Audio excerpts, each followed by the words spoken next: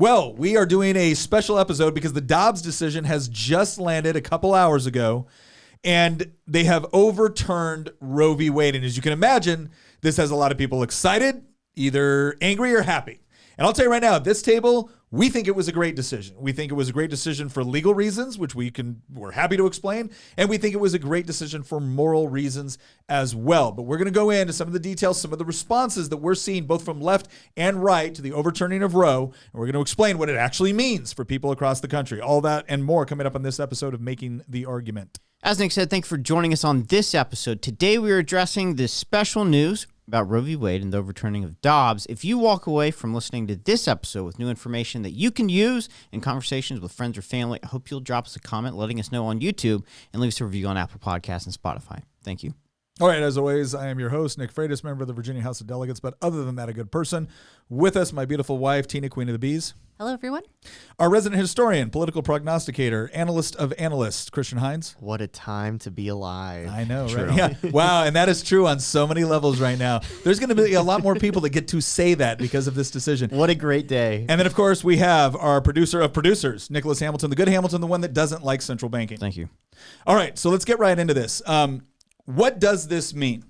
And I want to start with the original decision of Roe v. Wade, because when you look at how the court decided this originally, there was a lot of people that just assumed that because the Supreme Court, codified this, all of a sudden it's a constitutionally protected right. And if you look at the actual decision in Roe, here's what you find.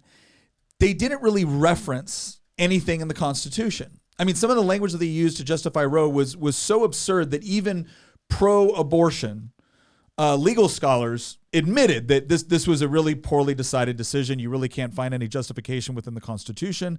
But they tried to declare this kind of generalized right of privacy. And okay, if you have a right to privacy, then yeah, the government shouldn't be able to interfere in your medical decisions. And so therefore you have a right to abortion. And a lot of people justifiably argued that, okay, well, this is kind of absurd. This is like you drew out of the Constitution what you wanted it to say instead of what it actually says. And essentially what you did was you took away the democratic process for this. And this is what's fascinating, because again, we're always hearing our people, our friends on the left talk about how important democracy is until they want a particular decision and they don't want to have to go through the onerous, difficult democratic process in order to determine whether or not the people really want it.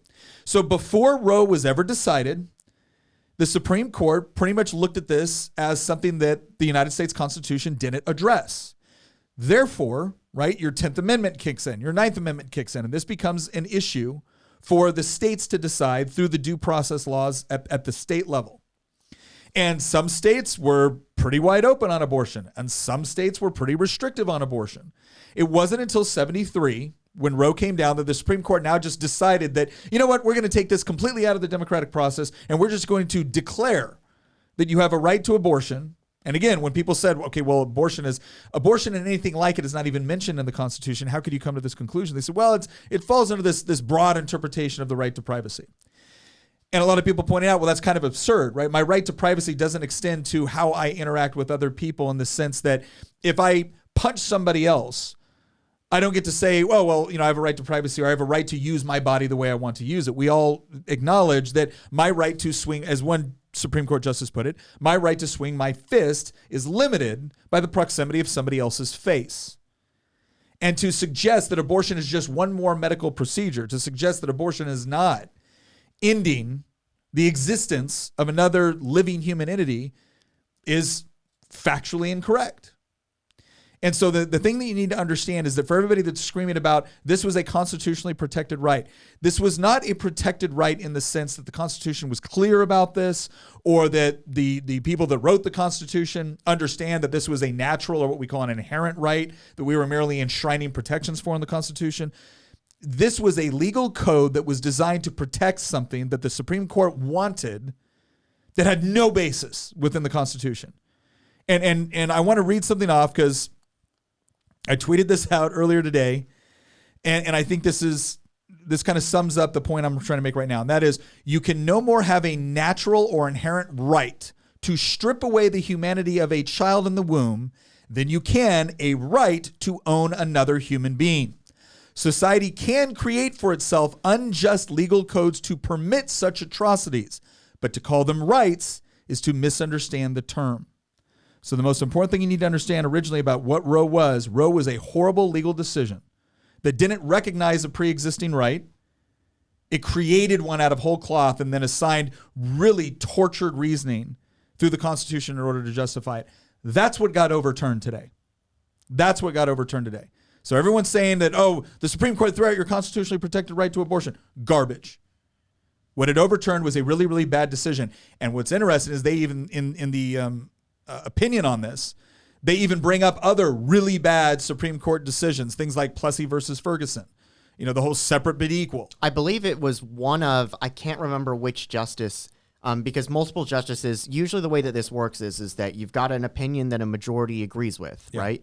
But then individual justices are more than welcome to write their own opinion, consenting or dissenting, right? Adding more context to it. I can't remember which justice included it, but one of the justices also even cited Dred Scott, of all things. I've actually got a line from the ruling itself. For those of you who actually want to follow along with me, this is on page 5 of the 213-page long document that contains all of the majority opinion, the dissenting opinion, all the concurring opinions, and the appendix. Is there a way to include this in the... Yeah, we could include a link in this in the description. Good. Yeah. So this is a direct quote from Alito's opinion when he's talking about the nature of the court's error. Like the infamous decision in Plessy versus Ferguson, as you were hinting at, Roe was also egregiously wrong and on a collision course with the Constitution from the day it was decided. Casey, which is the other ruling that came along in conjunction with Roe many years later, Casey perpetuated its errors, calling both sides of the national controversy to resolve their debate. But in doing so, Casey necessarily declared a winning side.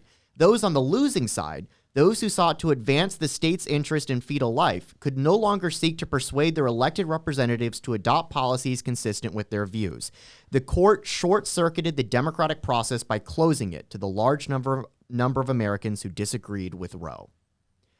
In short, this ruling does not, I've heard so many people say this outlaws abortion. Yeah, no, it This doesn't. does not do this. Yeah. What this does is it returns it to the same process that we had before 1973, which is the individual 50 states now have the ability to, through their elected officials, decide what they want to do when it comes to protecting or not protecting innocent human life in the womb. There's many states out there, New York, Illinois, California, that have decided through their elected democratic process that they wanted to enshrine abortion rights into their constitution. And then there's other states, Mississippi, Texas, Arkansas, that have decided that they want to protect innocent human life. I'm on the side of protecting innocent human life, but the fact is that this ruling does not outlaw abortion. All this ruling does is return this process back to the way that it should have been all along. Well, again, I think that's an important note because, like you said, there's so much misinformation going around right now on what overturning Roe actually does. And that's why I led in with the whole idea of, okay, what did Roe actually decide and what was the intellectual justification or the constitutional justification for it? And then what happens now? Well, there's some states that enshrined in their state laws that said if Roe v. Wade is ever overturned and this goes back to the states, then this is what the law will be. So that's now going to go into effect. But again, the same people screaming about protecting democracy. Okay, well, democratic processes on stuff like this means you let the states decide. It doesn't mean unelected judges will now create a law out of whole cloth, right? And they didn't create a law of whole cloth. They simply recognized that, no, the Constitution doesn't explicitly state that there's federal jurisdiction over this issue with the way it was decided in Roe. Now, I would make the argument that the same people that said we needed a 13th and 14th Amendment to the Constitution to abolish slavery, because in the original writing of the Constitution, slavery was permitted at the state level. And I think a lot of people justifiably said, not only is that immoral, but it's so immoral that we need to change our Constitution in order to reflect that if that's the sort of institution that you want to have, then you can't be a part of the United States. And so there's people now that are looking at it going, well, look, if we can all acknowledge that you shouldn't be able to enslave another human being, why shouldn't we be able to acknowledge that it is wrong to kill another human being? Yeah. But in order to go through that process, you're probably going to need another constitutional amendment. And again, the same people that were screaming about democracy and our institutions and the preservation of those institutions, and that's why Trump's being impeached, because he didn't respect the process. Those same people now went from respect the court to pack the court to abolish the court when they didn't get what they wanted. Some of them are going to go to violence. Oh yeah, some of them already have. Jane's Revenge already has. I saw a tweet just a few minutes ago from someone saying burn down the Supreme Court. I'm sure those same people, if you go back in their tweet history, are talking about how January 6th was such a attack on our democracy, Right. our sacred institutions. Yeah. And by the way, that is not to say that I supported what anybody was doing in terms of breaking property and stuff like that on January 6th. Prosecute those people. But the hypocrisy of these people on the left who point to January 6th and say this is an attack on our institutions, an attack on our democracy. This is horrific. We need to do all these investigations and we need to, throw the book at these people. Are the same people that are now out there, like some of them threatening.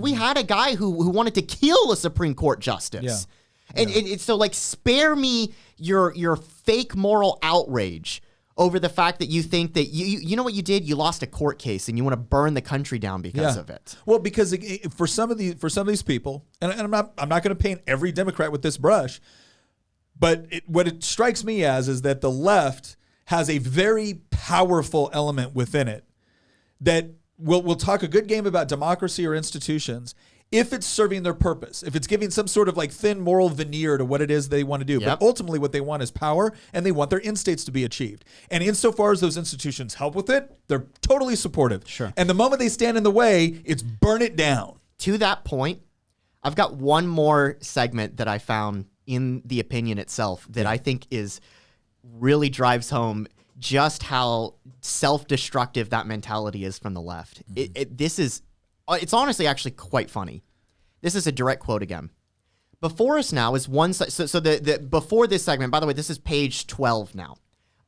Before this segment, the court was giving some overview as to the background behind what led to this case, right? They were talking about this law in Mississippi, right? And describing the process through which this was making its way to the court itself, right? And so I'm going to pick up and say, before us now is one such state law. The state of Mississippi asks us to uphold the constitutionality of a law that generally prohibits an abortion after the 15th week of pregnancy, several weeks before the point at which the fetus is now regarded as viable outside the womb. In defending this law, the state's primary argument is that we should reconsider and overrule Roe and Casey and once again allow each state to regulate abortion as its citizens wish. On the other side, the respondents and the Solicitor General, Biden appointee, asks us to reaffirm Roe and Casey, and they contend that the Mississippi state law cannot stand if we do so. Allowing Mississippi to prohibit abortions after 15 weeks of pregnancy, they argue, quote, would be no different than overruling Casey and Roe entirely, end quote.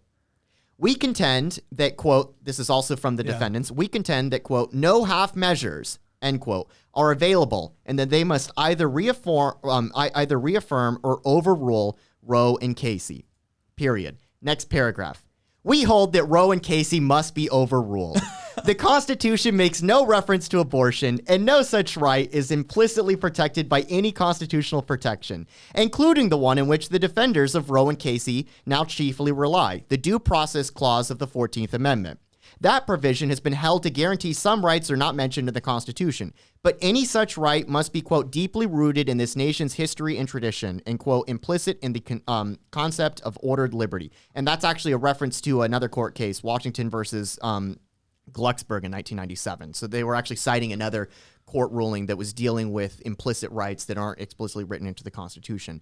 I find it so ironic, like with all the legal jargon aside, I find it so ironic that the left went into this case and said, you must strike down the Mississippi law. We will accept no half measures. If you uphold the law, it is the equivalent of you striking down Roe and Casey. And the court's response was, okay, by your own logic, we will be striking down Roe and Casey. Yeah. Well, and again, they were horribly determined decisions.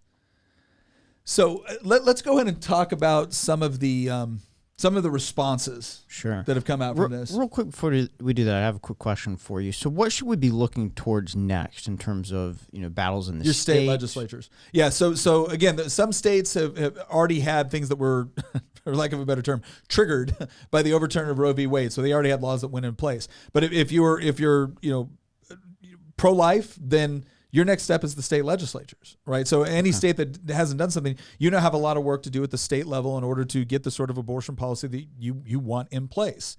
Governor Youngkin here in Virginia has already said that, he understands it's a difficult issue. He's a pro-life governor.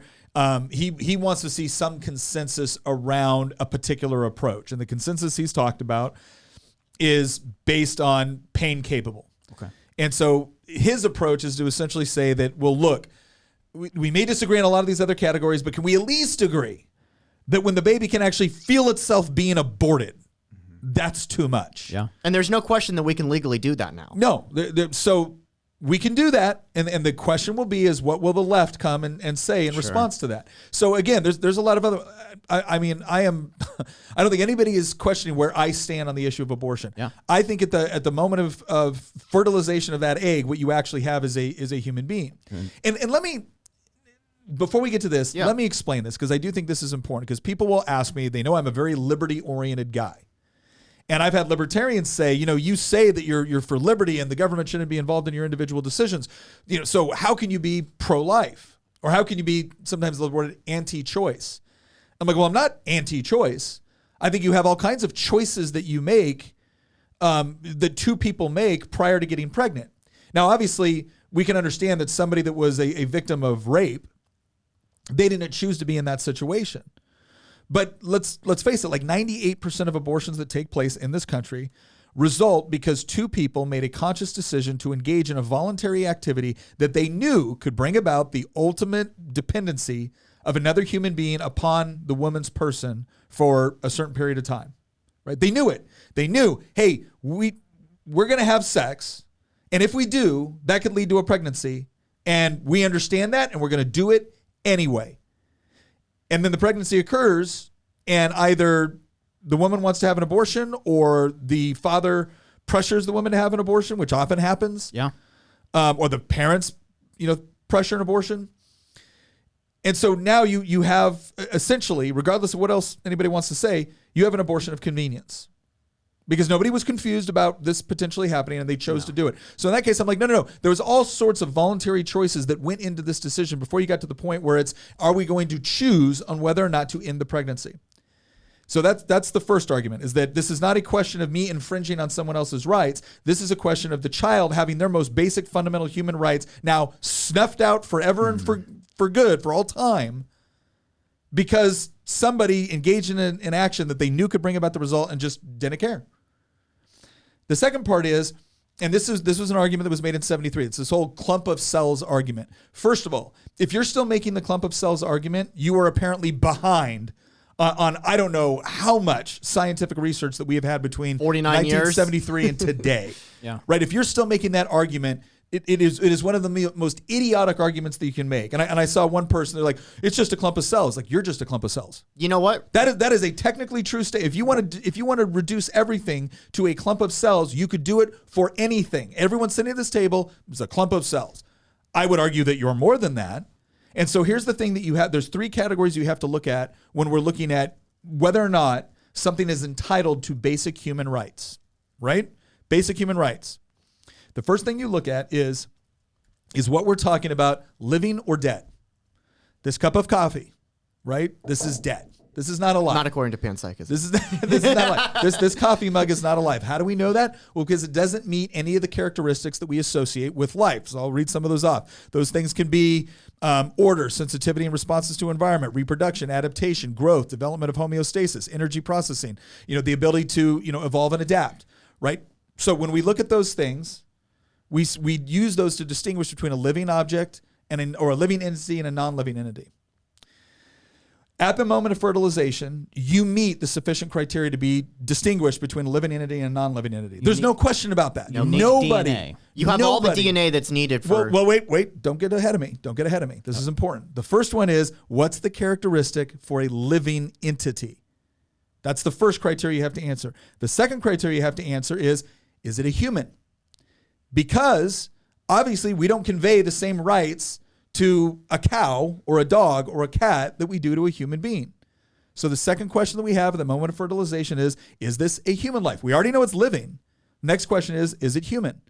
Okay, well, there's a number of characteristics that we could use to distinguish between that. Is that where the DNA comes in? That is where the DNA comes in. When you start looking at deoxyribonucleic acid, DNA, all right, at the moment of fertilization, you have all of it. You have all of your DNA. You can only be a human being. There is no possibility whatsoever that you are going to grow, adapt, or evolve into anything but a human being. That's at that point, that is what you are. You're not going to change. You're not all of a sudden going to be, oh crap, month 3, it's a frog. How did this happen? That's actually a very unwoke statement of you, but we'll skip over that. Did you just assume my species? Yeah, I just assumed your species.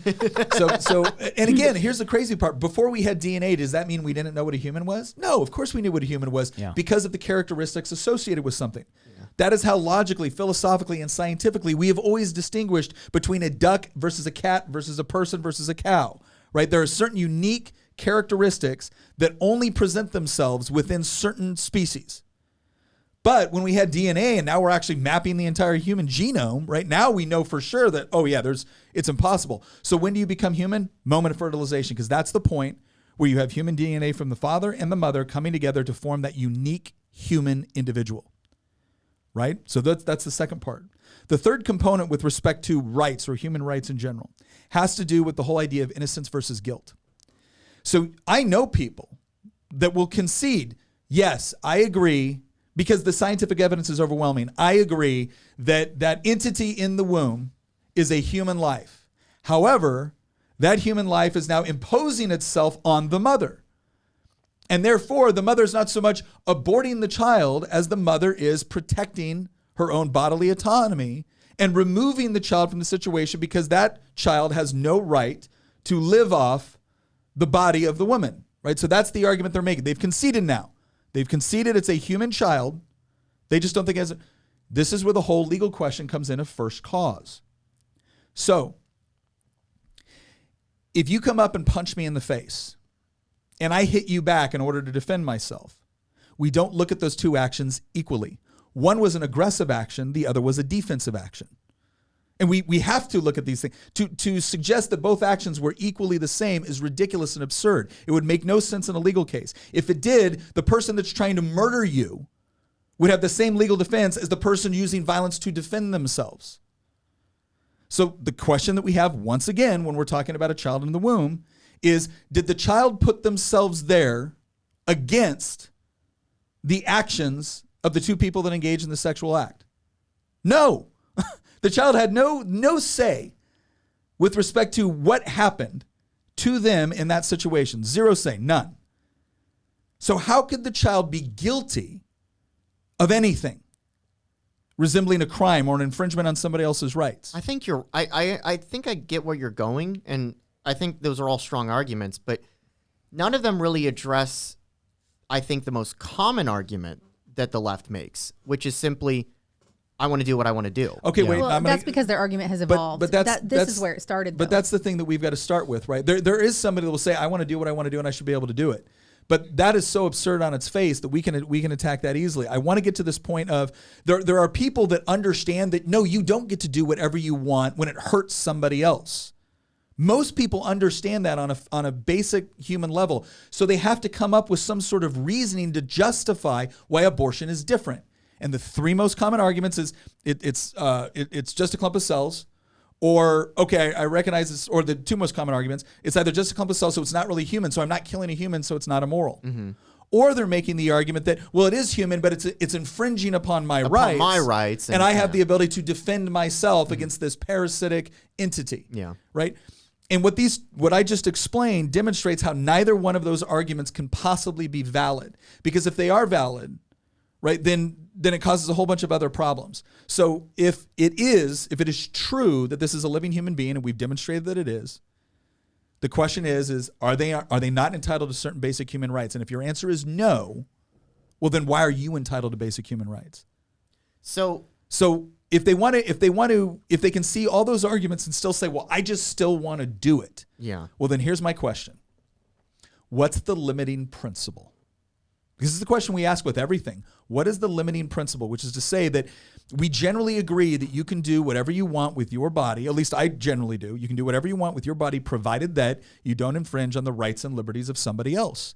because society can't exist in a sphere or in a area where I have every legal right to come over and beat the crap out of you and take your stuff if I feel like it, or to murder you if I feel like it. We understand that's not just. So why is it okay in this situation? You know what I'm reminded of based on what you just said? It's a quote that you have asked me to give you many times. Yeah. If we accept the proposition that one person can be sacrificed for the happiness of the many, it will soon be demonstrated that 2 or 3 or more could also be sacrificed for the happiness of the many. Little by little, we will find reasons for sacrificing the many for the happiness of the many, and we will think it was a bargain. Yeah, and that's where that is we're a at. quote from the historian Jules Michelet, who was a French historian writing about, ironically of all things, the French Revolution, which we just did a Y-minute on. We did. But even though that's totally separated, I feel like those words can very much be applied to the abortion debate, because as you just demonstrated, on a scientific ground, it's completely baseless.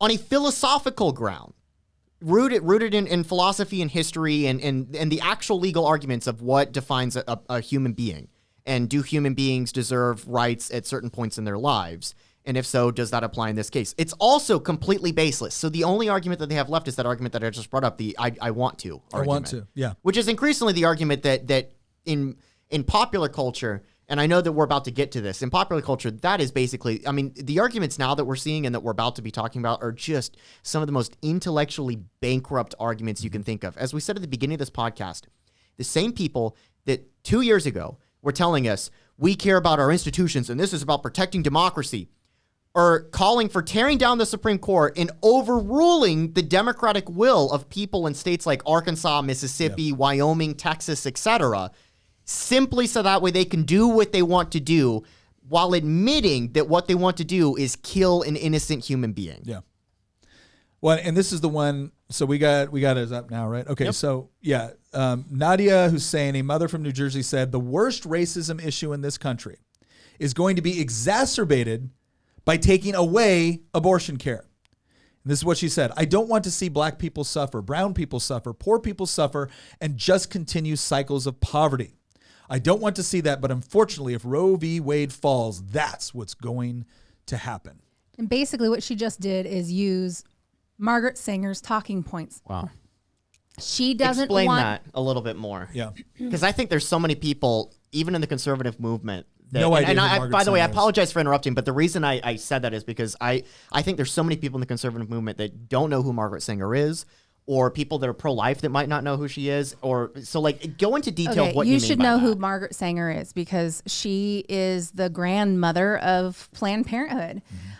She was heavily involved in eugenics back in her day, and her entire worldview was centered around using people for breeding and breeding people to have better humans, just like you would breed racehorses or things like that.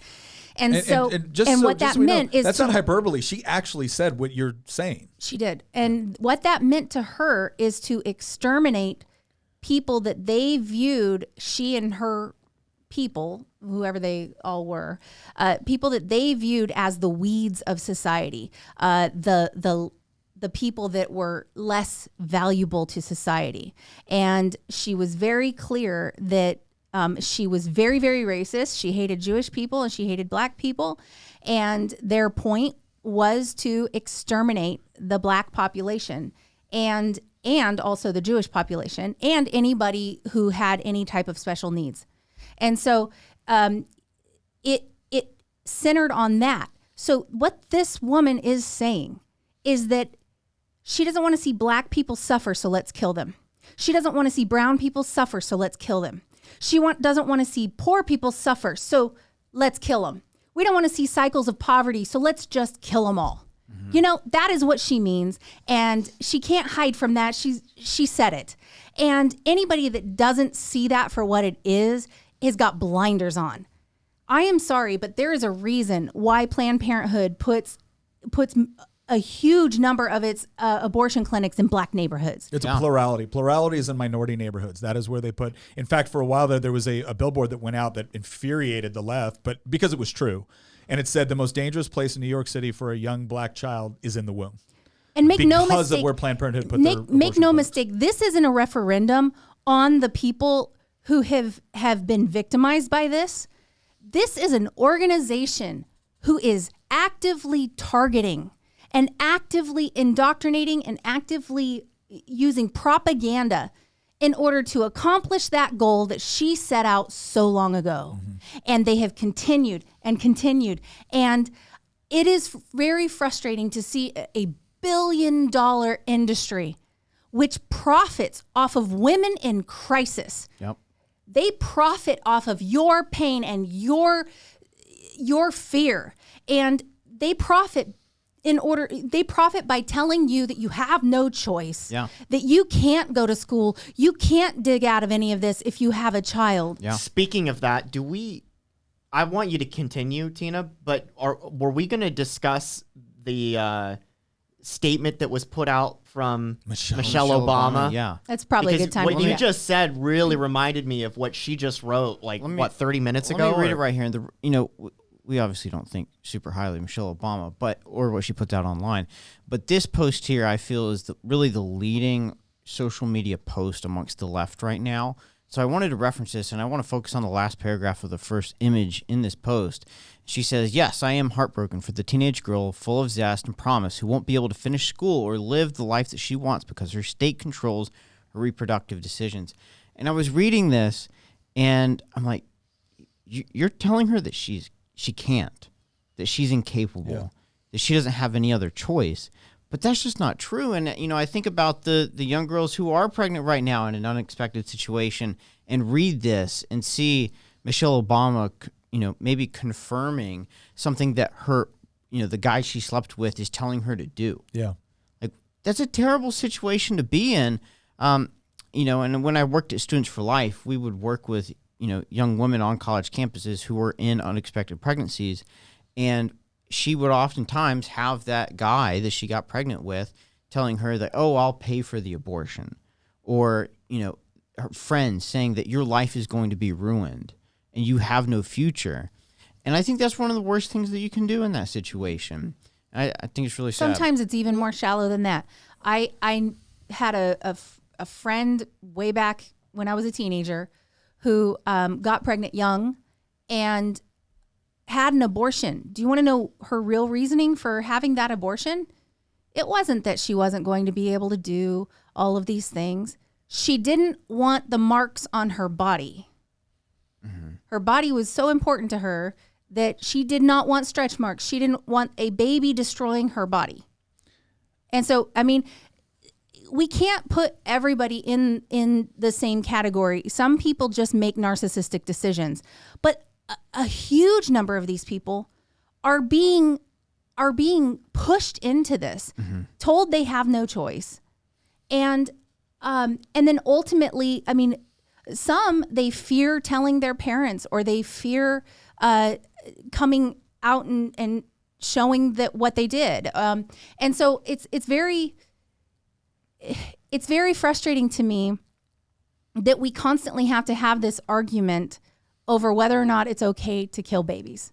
It's ultimately, I'm just going, wow, I am not surprised. I am not surprised that the left has gone so violent at this point. They're just losing their minds.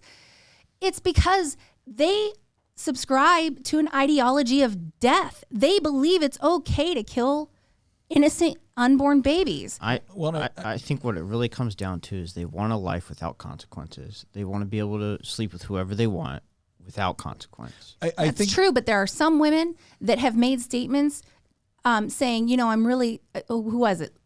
Lena Dunham. Lena Dunham lamenting the fact that she had not been pregnant yet so that she couldn't experience an abortion.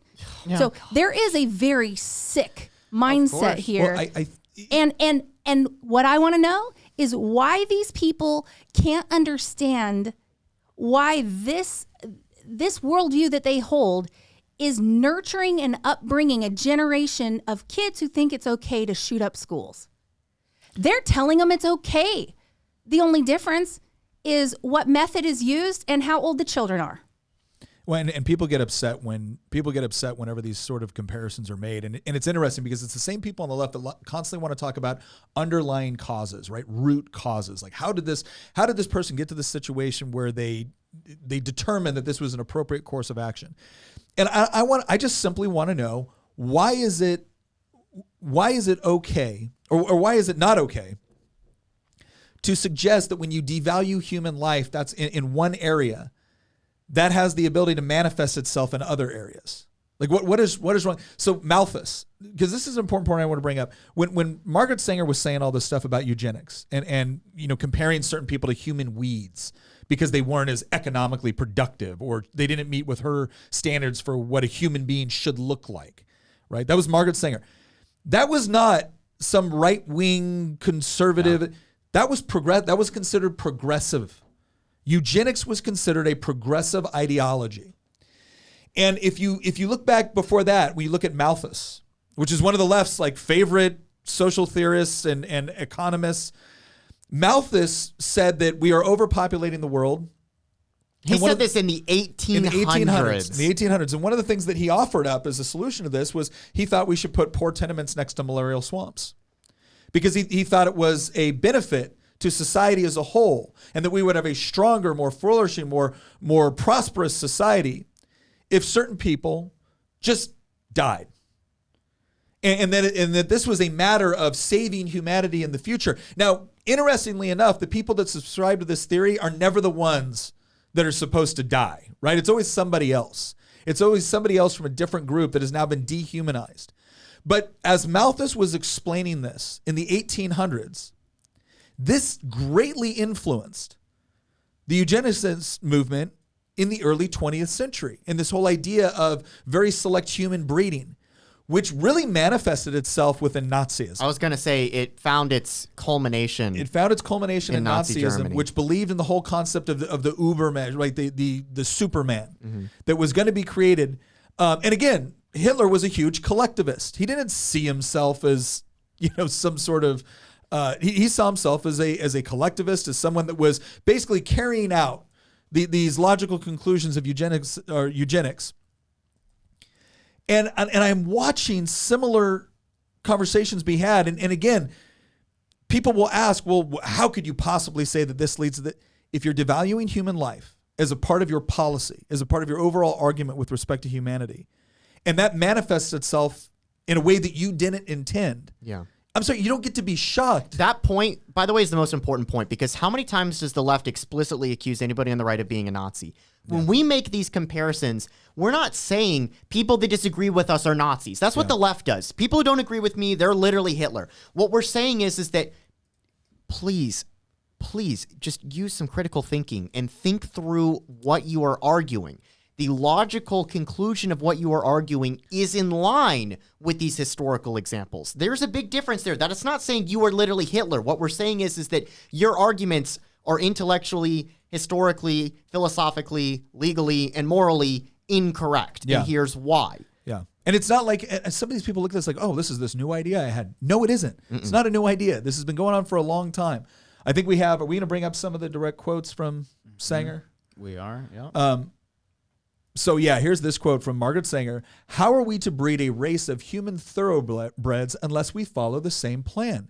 We must make this country into a garden of children instead of a disorderly backlot overrun with human weeds. This is Margaret Sanger. This is one of like the absolute heroes of the progressive movement. And the same people that are talking about women's health care are talking about this woman. Here's a headline. Oh my God. Sanger delivers burning speech. Local KKK gals hang on every word. Oh my gosh. By the way, for those at home, this was about 100 years ago, give or take. It was in the early 1900s. But this woman is who you are siding with right now. These are her ideas. That you are a result of her work. Well, and again, they want to say that, well, we can separate, right? That's always the deal. It's like, well, we can separate this person who had some bad ideas in other areas, but we support what she did in these. Okay, well, but everything that she did, the reason why she supported all this doesn't apply to anybody else. The reason why she set up Planned Parenthood, the reason why she did all of it, was rooted in a certain philosophy of humankind. and how we should interact with humankind and what we should be doing. And so, no, I'm sorry, you don't get to completely separate this and say that the two aren't connected in any way. And again, it manifests itself in someone like Michelle Obama saying, I am heartbroken for the girl that is not going to be able to do X, Y, or Z. Why can't she do it anymore, Michelle? My mother had to drop out of college to have me. She did not see me coming. And she could not be more proud of you today. But when I was there, she also recognized that I was a human being and I was entitled to protection. That first level of protection came from the people that brought me into this world. And bringing me into this world didn't happen in a delivering room. It happened when I was in the womb. It happened when all of us were in the womb. And how dare anyone tell us we're not allowed to talk about it? Because while we might not all have the same experience as the woman that finds themselves in the situation, I can tell you what all of us have in common. We were once in the womb. I remember the Reagan quote. I find it very ironic that those who, support abortion, every single one of them has happened to have been born. It's a really... What I find so fascinating about this whole discussion is that there is this expectation that there's going to be political consequences for it, that the right is going to suffer for it. I don't think the left understands that for us conservatives, this is not about an election. Yeah. No. I will sacrifice a dozen congressional seats in order to make this happen. And I know there's so many other people on the right that we don't care about the November elections. In terms of the importance scale, the November elections are down here, and protecting innocent human life is through the ceiling in this room right now. Mm-hmm. Well, I'll put it this way. For every Republican out there now that is lamenting that this decision, which will absolutely save lives, could potentially cost them a few points in their election cycle, I hope you lose. I hope you lose and then go back and join whatever party is a better reflection of your values. Because the whole reason why me or other people got involved in politics in the first place was not so that we could sit around with our colleagues and talk about how important we were. It was to actually defend the people that couldn't defend themselves in a meaningful way. And we've achieved it on some level right now. There's a lot more work to be done, but we've achieved it on some level. And if you think that achieving that wasn't worth it, because it might make it a little bit more uncomfortable with you for some of your constituents or potential voters, I hope you lose. I hope you lose. And I hope you get replaced with someone that actually believes in why we're here and why we're doing what we're doing. Because this comment solidifies it for me in a way that nothing else possibly could. And this comes from someone that is a really good friend of Tina's and mine. This is my best friend, Susie, and she is an abortion survivor. So this is what she posted today. She goes, my mind is like exploding. She goes, Roe v. Wade is gone at the federal level on Josie's birthday, 4 days before my birthday. Josie's her daughter. If my mother's abortion with me had succeeded, I wouldn't be celebrating my beautiful, talented daughter's 17th birthday. My mind is blown. This is happening. It's really, really happening. She told me she went outside and yelled it outside. Her neighbors probably thought she was crazy, but she was so happy. And the thing is that no one thinks about this side. There are so many abortion survivors, and this is a day of victory for them, because this is vindication that they weren't meant to be wiped away. And when you wipe away a human life, you wipe away everyone who comes after them. You wipe away an entire lineage. And she's got 2 daughters that wouldn't be here if her mother had been successful. And it just blows my mind, because I've actually seen people argue with her that her mom should have been able to go ahead and finish her off. Like, with a straight face, we'll say that to her. Who does that? How in the world is one person's fake right over their body trump another person's actual life? Like, just wipe it away. How can you identify with that? How can you actually look yourself in the mirror and feel like a good person if you think that's okay? Well, I think that there's been, the bottom line is that there's been a lot of money spent and a lot of cultural capital spent in order to try to convince an entire generation of young women that this is essential to their core being and their control over their own bodies and destiny. And young men. Well, and it's a way out for men. A different message. And to that point, though, I think there's I see a lot of these young men out there carrying around these pro-abortion signs like they're some sort of feminist. No, what you are is a licentious piece of crap that wants to be able to have fun, use her body the way that you want in order to pleasure yourself. And when there's the natural consequences that arise out of that decision, you want to be able to look at her and say, hey, your choice. Really? Just her choice, huh? Just her choice. A choice that she's going to make one way or other and live with that decision for the rest of her life. This idea that if she has the abortion, she doesn't have to live with that choice. Oh, no, she does. She does. And statistics show over and over and over again that the most influential person with respect to whether or not a woman decides to keep the baby is the father. And it is amazing to me that we have a generation of boys masquerading as men that have convinced themselves that they're somehow being noble by pushing a woman into that situation and then treating it as if he's just supporting her. No, you're not. No, you're not. You're supporting your own lust at the expense of her. That's what they tell you. That's what they tell themselves to make them feel better. And speaking of making yourself feel better, you know the best example I can think of to totally disprove the left's argument. We were talking about this before in this episode with, the left made one argument that fell apart. They made another argument that fell apart. And ultimately, the only thing that they can rest upon is, I want to do this because I want to do this. And the most powerful argument that they have that so many people buy into, people that aren't hardcore leftists, but just, they want to find a happy middle ground, is the whole my body, my choice thing. Mm-hmm. But you know how I know that's a load of crap? Because the same people that will make the my body, my choice thing were the same people telling you, you don't have a choice when it comes to the COVID vaccine. Yeah. You don't have a choice over your kids when it comes to the COVID vaccine. You want to go somewhere, you have to do it. You want to hold a job, you have to do it. You want to transport logs across state lines, Joe Biden says you have to do it. The same people, almost 100% overlap there. The same people that are out there today holding up the "Bands Off My Body" sign in front of the Supreme Court, shouting for the whole institution to be burned to the ground, were the same people that 6 months ago wanted to throw people in prison or put fines on them because they didn't want to inject something into their body. So please spare me, again, the fake moral outrage. You don't actually care about personal autonomy. What you want to do is you just want to do what you want to do. You have an end state. That's all that matters. The means justify the ends. The left has an end state. They want to be able to make it legal for children to be killed in the womb. And anything that can get them to that point, any argument, any legal precedent, any court ruling, any law, anything, they will support that.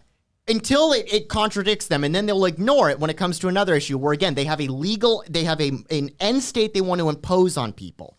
And if those two things are conflicting with one another, it's fine. They'll just go through cognitive dissonance and pretend it doesn't exist. This is a huge win. It is a massive, massive win, but I think it's only the start of a new battle. Oh, it is. Absolutely. On the state level, go ahead. So this is something that I really want people to understand. Because you're right. It's a huge win at the federal level. It creates new fights at the state level. But the biggest battle that we have going on right now is not what the legal code will say. Yes. That is a very important and necessary component. The biggest battle is the mindset which tells people that this is good or noble or just or appropriate. Our goal is not just to outlaw abortion, but to make America such a place where abortion is unthinkable. Yeah. Where I want when somebody brings up the concept of abortion, I want them to have the same visceral response as if somebody was introducing a new concept of slavery to them. Mm-hmm. The idea that how could you ever think it was okay to own another person? How could you ever think it was okay to kill another human being for no other reason than you wanted to? You didn't like the consequences associated with your actions. And so in order to avoid those consequences, another human being had to die. There is no getting around that scientifically, philosophically, or morally. There is no getting around it. And as soon as we can get people to understand that this isn't my position, This is the most accurate reflection of reality that we have. And as soon as people adopt that, that is going to be when we can honestly look at this and say, we've won. I think it really starts with men, these young boys who you're talking about, stepping up and understanding the reality of their situation and being men. I think it's a hard issue. I mean, ultimately, if you believe, and I do, and people always suggest that your position on abortion is just an extension of your religious beliefs. Well, one, that's not always true. No. But there's also nothing wrong with it being true if it's true. Mm-hmm. All right? If you honestly see people as being beautifully and wonderfully created in the image of God and therefore have inherent worth, which cannot be conveyed upon them based off of the feelings of somebody else or a state institution, your value is not determined what the majority or what the people in power says it is. You have inherent worth because God says so, period, the end. And that is to be respected.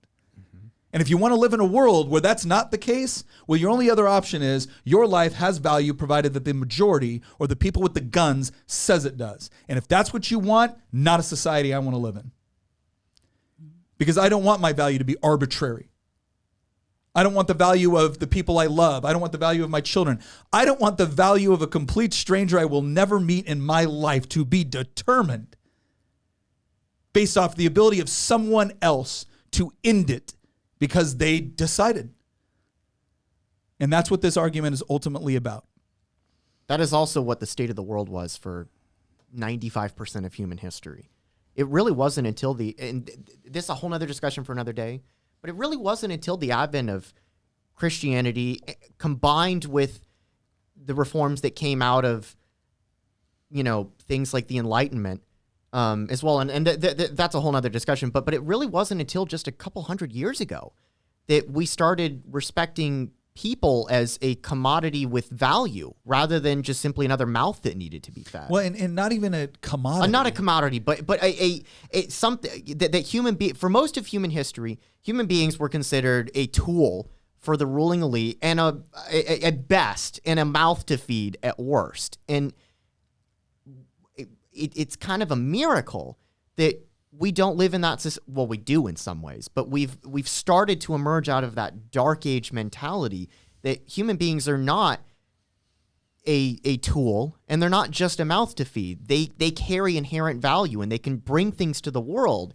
And that is the thing it's so funny that the left just thinks that we just want to oppress women. Half of the pro-life movement are women. A majority of those I think it's closer to 90%. The most pro-life people I know in my life are women. Bill Maher came onto his show. Bill Maher, of all people, came onto his show and he goes, there's some things that have been revealed through this whole debate that I never knew that I really should have known. And he was talking to a person on the show and he goes, for instance, I had no idea that we had the most open abortion laws in the world with the possible exceptions of China and North Korea. Like every single European country has more restrictive abortion laws than we do. I had no idea. And then he goes, I had no idea that the majority of the pro-life movement are women. They all thought it was religious white guys. And some of these facts are finally coming to bear because the discussion has been so prominent lately. Mm-hmm. But I just want people to understand. I want my colleagues to understand in politics. We cannot view this. We really cannot view this as just another political position. Mm-hmm. This isn't a question about marginal tax rates or transportation spending. This is human life. This goes down to the fundamental nature of humanity. It's who we are. And if we can't at least agree on some level that you don't destroy innocent human life, then everything else is up for grabs in a way that I don't think the left truly understands. Or maybe they do, and that would be even more terrifying. I want to highlight one thing just really quick. My friend Susie that we talked about just a few minutes ago, abortion survivor, she mentioned to me that she was just so afraid that they would change their mind. When that was leaked and then there were death threats and there was somebody that wanted to kill Kavanaugh and was, caught outside his home and just so much force being directed at these justices. And she was so terrified that they would change their mind. That's what the left wanted. And they didn't. I have to say, I have never seen a decision that carried this much weight in my lifetime, where this very well could have been these justices putting their life on the line for the decision, because we know this administration is not going to protect our justices because they don't agree with them. He's already coming out now saying that this was a catastrophic mistake, and they're talking about burning down the Supreme Court. So no, this administration is not going to protect those justices. And they knew it. They knew it, and they still released this, and that is because they knew it was the right thing to do. They knew that it was the constitutional decision. And human life sometimes requires the willingness to put your own life down for it in order to protect it. And I want my legislators to have the courage that our justices just had. Yes. I am sick and tired of people being able to kill things in committee or quietly kill things and then turn around and be able to say that they're 100% pro-life. Mm-hmm. We see you. You know the biggest and we know what you are. You're a coward. And I am done with cowards in this legislature in Virginia and federally. Do what you say you're going to do. I think we're going to close on that point. Yeah, that's a great point. Again, thank you for everyone. I mean, we don't typically do Friday episodes, but we felt it was important to do this one, and I totally agree that it was the right thing to do. We'll be traveling Tuesday, so our next episode will be this coming Thursday. But we wanted to get this one out for you. Once again, thank you very much for joining us on this episode of Making the Argument. If you have any questions about some of the arguments that we made, some points, if you have some other points that you would like to make that we didn't make here today, please leave that on our Facebook, leave that on our social media, leave that on our YouTube channel. We'd love to hear them. Once again, thank you very much for joining us, and we'll see you next episode.